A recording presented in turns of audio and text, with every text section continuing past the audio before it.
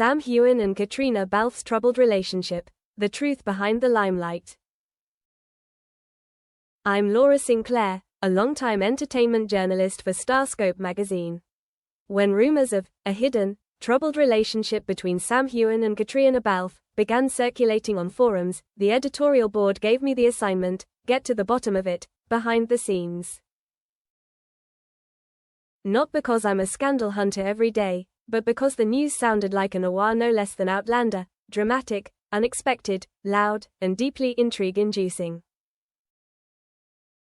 I decided to reach out to all my senses, contacting inside sources, co-stars, technicians, even the fictional executive producer Mark Reynolds, to expose a series of normal events that were shrouded in a fog of tension that was hard to explain.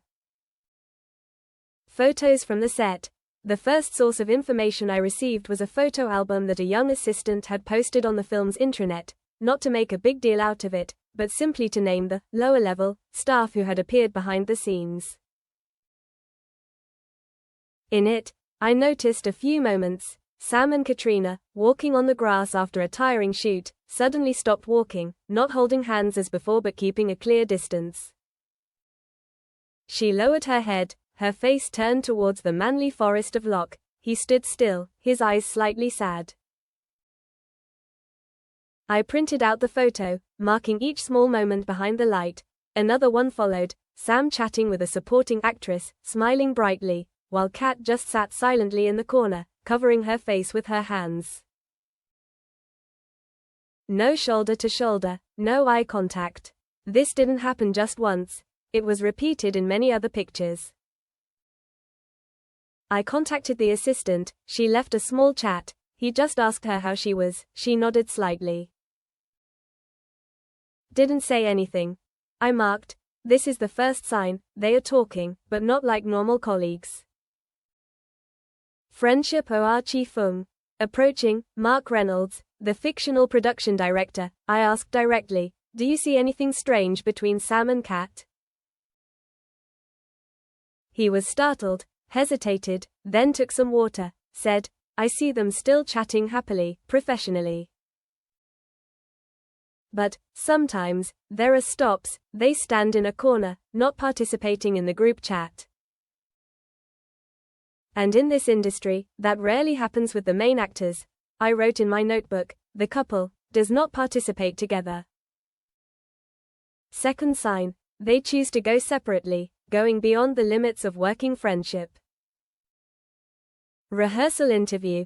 I agreed to attend an internal interview, where the two actors were asked about how it feels to work together for nearly 10 years. Sam answered clearly, Caitriona is a film partner I always trust, support each other, overcome terrible scripts, harsh schedules, everything. He smiled politely. Cat shrugged. I always trust Sam. He is very professional, with many other roles, many projects. I always consider him a brother, a great partner, until I asked, but what do you think about the rumors about the emotional distance between the two of you?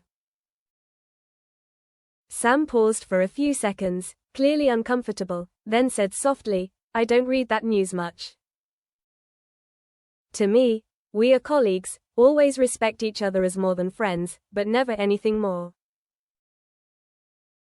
Cat leaned in and added, when you're in love with a colleague, it's sometimes hard to keep up appearances. I respect that. But I just see this as work, nothing else. In their eyes, I sensed the tension. I'm keeping something secret. But was it a personal secret, or a secret waiting to be excavated? A late meeting after a date scenes. Another source, a driver who often took the two actors back to their hotels, said that one night after a forced date, love scene, he saw the two of them get out of the crew's private car, not the same one, and head to two different rooms. But in the morning, they had breakfast together at the crew's villa. They didn't interact, but sat at the same table. Sam simply had black coffee, Cat silently drank tea. No talking, no eye contact, just simply sharing space together. I put the question in my notebook, is this a sign that the couple has nothing more to say? Or a challenge from within? The man in the bubble. Another reporter, Marcus Lee, revealed that he had heard from the makeup director that Sam once burst into tears after an emotional scene, saying that he let his emotions flow into the role to the point where he couldn't stop. The resilient Bridgerton was actually a very sensitive person. Kat next to him just looked at him, patting his wrist, but her eyes only flickered for a moment before quickly returning to professional mode. I don't have these images, but the account was enough to make me curious. Is she the one who understands you best? Or is she forced to keep her distance because she knows your heart is hurting? Pencil written, in a notebook. I was provided with at least 5 pages of notebooks written during an internal investigation by a source. Notes from the director asking, where does that distance come from? The director, my imaginary Laura, stepped up and said, you two are a perfect match on screen. But I feel like, in real life, there's a bit of a disconnect somewhere. We need to keep that feeling in art, but personally, are you two losing your connection? Sam replied, we've always connected through work. If there's anything else, I choose to hide it to protect my image. Any stories out there are just for us. Kat continued, the film pushes us to our emotional limits, and I admit that there are times when I feel tired and need to rest. But I don't want others to think we're not good at acting.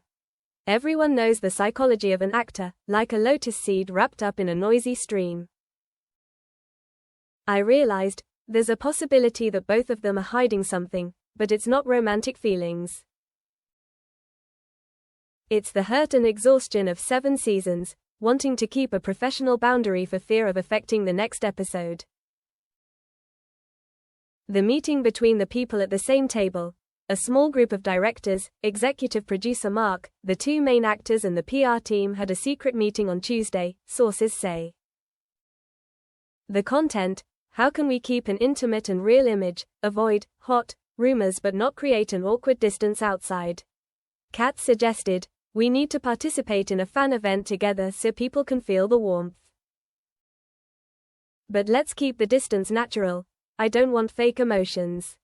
Sam nodded, adding, emotions can be fake. But the audience recognizes real emotions, so let's let the eyes speak of the intimacy in each look.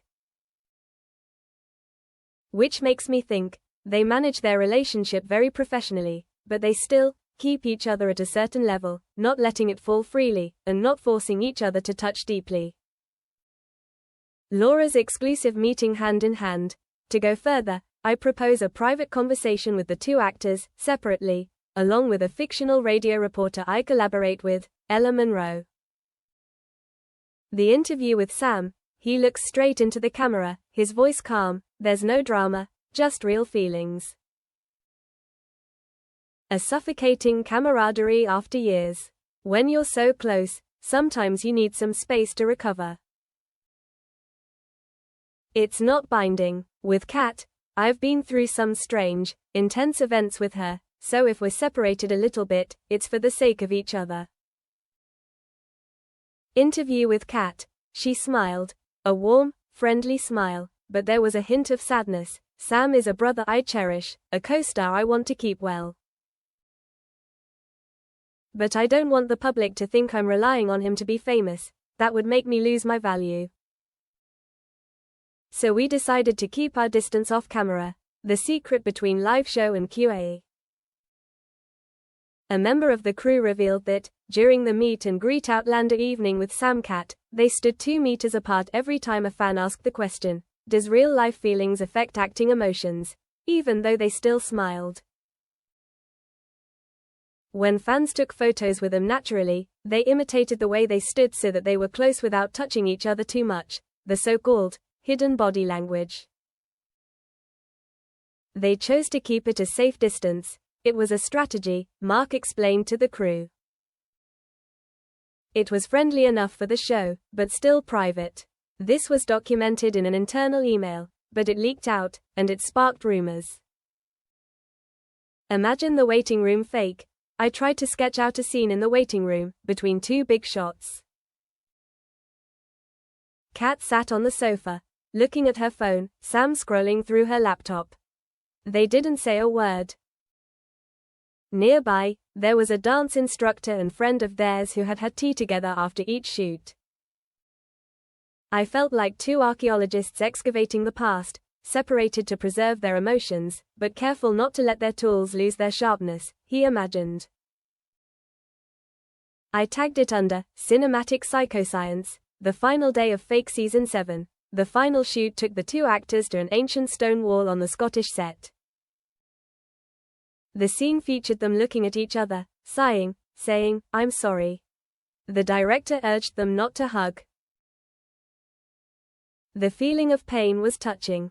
But at the last moment, they stood back, about 1.5 meters, eyes facing each other, not touching. Emotions burst out, silent crying. Red light turned on, the crew broke out.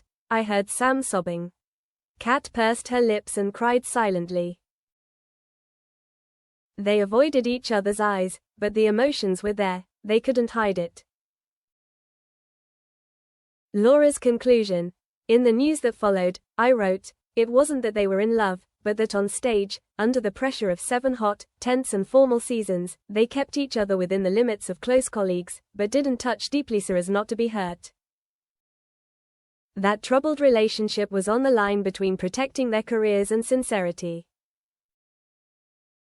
I concluded by saying, the truth behind the spotlight is not an emotional scandal, but an emotional script that two actors write together, solid as steel, but always keeping enough distance so that they don't crumble. Memories left behind the lamps. A month after the article was published, the rumors were no longer as hot as before. Sam and Kat still appeared together, smiling, polite, respectful to each other. Fans no longer delved into the question of, are they in love in real life? They realized, the big story was not a love affair, but a special friendship, which contained enough material to make a 7-season-long movie, a friendship that could not easily collapse, between two strong but very vulnerable people. And I, Laura Sinclair, returned to my desk, preparing for the next news topic. But in my mind, I always knew, behind every spotlight, there might not be love, but something few people see, the beauty of the line between professionalism, intimacy, and gently hidden pain.